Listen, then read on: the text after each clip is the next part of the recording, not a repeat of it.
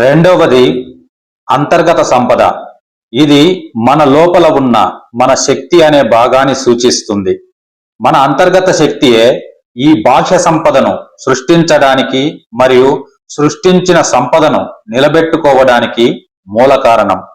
మీరు నేర్చుకున్న విద్య యొక్క జ్ఞానం మరియు మీరు పాటిస్తున్న మీ వృత్తిపరమైన నైపుణ్యాలు, అంటే మీ మానసిక శక్తి, మీ ఆత్మవిశ్వాసం, మీ ధైర్యం మరియు మీరు మీ సవాళ్లను ఎదుర్కొనే మీ దృఢ సంకల్పం, ఇంకా మీ శారీరక ఆరోగ్యం మరియు మీ మానసిక ఆరోగ్యం, మీ సంబంధాలు, మీ కుటుంబం, మీ స్నేహితులు, మీరు కలిగి ఉన్న మంచి నెట్వర్క్, మీ సృజనాత్మకత, కొత్తగా ఆలోచించే మీ శక్తి, సమస్యలను పరిష్కరించే మీ సామర్థ్యం, ఇవే మీ అసలైన అతిపెద్ద సంపద.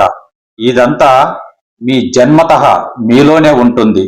మీరు నిరంతరం నేర్చుకోవడం, స్వీయ అభివృద్ధి, మీ శ్రద్ధ మరియు మీ అంతర్గత క్రమశిక్షణ ద్వారా మీరు దీన్ని మరింతగా పెంచుకోవచ్చు. ఇది శాశ్వతమైనది మరియు ఇది ఎవ్వరూ దొంగలించలేనిది.